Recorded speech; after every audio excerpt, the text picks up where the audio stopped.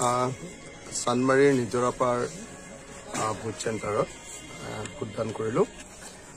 কিন্তু দেখা গৈছে যে বহুত মানে মানুহ সেৰেঙা। যোৱাবাৰ যেতিয়া বিধানসভাৰ নিৰ্বাচনত ভোট দিবলৈ আহিছিলোঁ তেতিয়াতো ইয়াত বহুত লাইন আছিলে, কিন্তু এইবাৰ বহুত ভোটৰ লানিত মানুহৰ সংখ্যা কম। চাগে অলপ পিছত মানুহ আহিব, চিটিৰ মানুহ অলপ চাগে লাহে ধীৰে আহিব।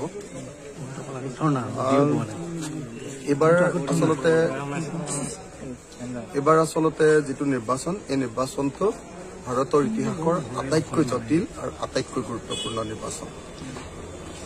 এই নিৰ্বাচনটোত আমাৰ দেশৰ সকলো সচেতন মানুহে ভয় কৰিছে যে এই নিৰ্বাচনত হয়তো যদি আমি ভুল কৰি দিওঁ তেতিয়াহ'লে আমাৰ দেশৰ গণতান্ত্ৰিক ব্যৱস্থাটো বদলি যাব পাৰে, আমাৰ দেশৰ সংবিধানখন হয়তো বদলি হৈ যাব পাৰে, আমাৰ দেশৰ যি ধৰ্মনিৰপেক্ষ চৰিত্ৰ সেই চৰিত্ৰৰ পৰিৱৰ্তে আমাৰ দেশ হয়তো এখন ধৰ্মীয় মৌলবাদী দেশত পৰিণত হ'ব পাৰে। সেইকাৰণে 1947 চনৰ পাছৰ পৰা আমি যিমান ভোটদান কৰিছোঁ, 2024 লোকসভা নিৰ্বাচনটোৱে আটাইতকৈ গুৰুত্বপূৰ্ণ, আটাইতকৈ জটিল আৰু আমাৰ জীৱনৰ আটাইতকৈ উল্লেখযোগ্য আচলতে ভোট প্ৰদান। মই সেইকাৰণে সকলো ৰাইজকে আহ্বান জনাব খুজিছোঁ যে আপোনালোকে সকলোৱে ভাবি চিন্তি ভোটদান কৰিব, সকলোৱে ভাবি চিন্তি ভোটদান কৰিব, যাতে আমাৰ ভোটটোৰ জৰিয়তে আমি আমাৰ দেশখনক পৃথিৱীৰ সৰ্ববৃহৎ গণতান্ত্ৰিক দেশৰ পৰা যাতে এখন স্বৈৰতান্ত্ৰিক দেশত, এখন ধৰ্মীয় মৌলবাদী দেশত যাতে পৰিণত নকৰোঁ, আমি যাতে পৃথিৱীত এতিয়াৰ দৰে মূৰ দাঙি থিয় হৈ থাকিব পাৰোঁ, কোনোপধ্যে যাতে ফেচিষ্ট চৰকাৰ এখনে ইয়াতে পুনৰ শাসন ল'ব নোৱাৰে, তাৰ কাৰণে মই সকলোকে সচেতনভাৱে চেঞ্চিটিভ হৈ ভাবি চিন্তি ভোটদান কৰিবৰ কাৰণে সকলোকে আহ্বান জনাইছোঁ। দ্বিতীয় কথা, আমি দেখিবলৈ পাইছোঁ যে আমাৰ দেশখনত সাংঘাতিক ধৰণৰ মূল্যবৃদ্ধি হৈছে। মূল্যবৃদ্ধিয়ে আমাক একেবাৰে কোঙা কৰি পেলাইছে।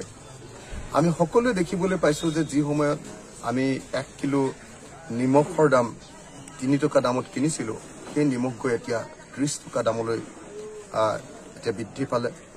আমি দেখিছোঁ যে এটা মুৰ্গীৰ ডিম কণী যেতিয়া আমি 2 টকাত কিনিছিলোঁ, সেই মুৰ্গীৰ ডিমৰ দাম এতিয়া গৈ 8 টকাৰ পৰা 10 টকালৈ বৃদ্ধি পালে। আমি দেখিছোঁ যে এটা গেছ চিলিণ্ডাৰ, ঘৰুৱা গেছ চিলিণ্ডাৰ LPG আমি কিনিছিলোঁ আগতে 410 টকাত, সেই গেছ চিলিণ্ডাৰৰ এতিয়া ছাবচিডিও নোসোমায়, অথচ গেছ চিলিণ্ডাৰৰ দাম 1152 টকালৈ বৃদ্ধি পালে। মূল্যবৃদ্ধি সাংঘাতিক ধৰণে আমাৰ শ্ৰমজীৱী মানুহ আৰু আমাৰ মধ্যবিত্ত শ্ৰেণীক সাংঘাতিক ধৰণে ক্ষতিগ্ৰস্ত কৰিছে। আপুনি মিঠাতেল খাব নোৱাৰে এতিয়া, সকলোৱে জানে যে আগতে 75 টকাৰ 1 লিটাৰ মিঠাতেলৰ দাম আছিলে, এতিয়া সেই মিঠাতেলৰ দাম গৈ 220 টকা হৈছে। মচুৰ দাইল যিটো 45 টকাত কিনিছিলোঁ, সেই মচুৰ দাইল এতিয়া 110 টকালৈ বৃদ্ধি পাইছে। মূল্যবৃদ্ধিয়ে আমাৰ দেশৰ অৱস্থা খুব বেয়া কৰি পেলাইছে। তৃতীয়তে আমি দেখিবলৈ পাইছোঁ যে আমাৰ দেশখনৰ সকলো সম্পদবিলাক এফালৰ পৰা বিক্ৰী হৈ গৈছে। আমাৰ দেশখনৰ যিমানবিলাক ৰাজহুৱা খণ্ডৰ উদ্যোগ, সেই ৰাজহুৱা খণ্ডৰ উদ্যোগ সাংঘাতিক ধৰণে এফালৰ পৰা ৰাজহুৱা খণ্ডৰ বিভাগবিলাক যিবিলাক আমাৰ আছে, এফালৰ পৰা বিক্ৰী কৰি গৈ থকা হৈছে। এফালেদি আমি ভাৰতৰ মানুহবিলাক দুখীয়া হৈ গৈ আছোঁ, আনফালেদি কেইটামান কৰ্পৰেট শক্তি বা কেইটামান পুঁজিপতি গোষ্ঠী সাংঘাতিকভাৱে পৃথিৱীৰ ভিতৰতে ধনী হৈছে। এইটো আমাৰ সম্পদৰ লুণ্ঠনৰ বাহিৰে একো নহয়।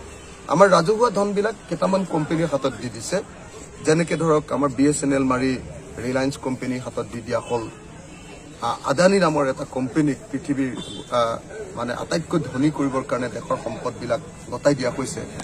এনেকৈ দেখা গৈছে যে আমাৰ দেশৰ অৰ্থনীতি সৰ্বসাধাৰণৰ হাতৰ পৰা কাঢ়ি লৈ যোৱা হৈছে।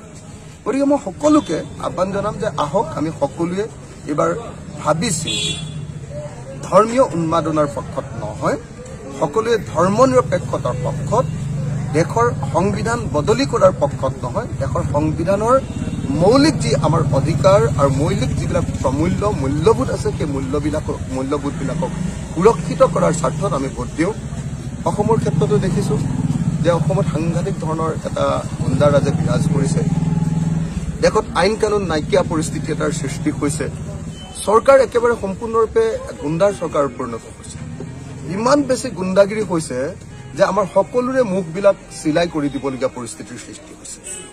সাধাৰণ ৰাইজ মানুহ এজনে আনকি ফেচবুকতো কোনো কথা লিখিব নোৱাৰে লগে লগে পুলিচৰ অত্যাচাৰ লগে লগে তেওঁলোকৰ ওপৰত নিয়ন্ত্ৰণ বাক স্বাধীনতাৰ ওপৰত আক্ৰমণ গতিকে আমি স্বাধীন দেশ এখনত থাকিব খোজো গণতান্ত্ৰিক দেশ এখনত থাকিব খোজো আৰু এবাৰ আমাৰ নিৰ্বাচনে আমাক পুনৰ এবাৰ সুযোগ দিছে যে আমি এখন স্বাধীন দেশত গণতান্ত্ৰিক ব্যক্তিৰ নিচিনাকে যাতে সদায় থাকিব পাৰো তাৰ কাৰণে সুযোগ প্ৰদান কৰে মই সকলোকে আহ্বান জনাইছো আহক আমি সকলোৱে মিলি আমাৰ দেশখনক গণতান্ত্ৰিক আমাৰ দেশখনক ধৰ্মনিৰপেক্ষ আমাৰ দেশখনক সমাজবাদী আদৰ্শৰ প্ৰতি যি ধৰণে লৈ যাবৰ কাৰণে চেষ্টা কৰা হৈছিল সেই আদৰ্শৰ প্ৰতি ভোটদান কৰোঁ আমাৰ দেশৰ সংবিধান ৰক্ষা কৰিবৰ কাৰণে মূল্যবৃদ্ধিৰ বিৰুদ্ধে আৰু আমাৰ দেশ বিক্ৰী কৰাৰ বিৰুদ্ধে সকলোৱে ভোটদান কৰোঁ মই সকলোকে শুভেচ্ছা জ্ঞাপন কৰিছোঁ গণতন্ত্ৰ ৰক্ষাৰ এই উৎসৱত যোগদান কৰিবলৈ আহ্বান জনাইছোঁ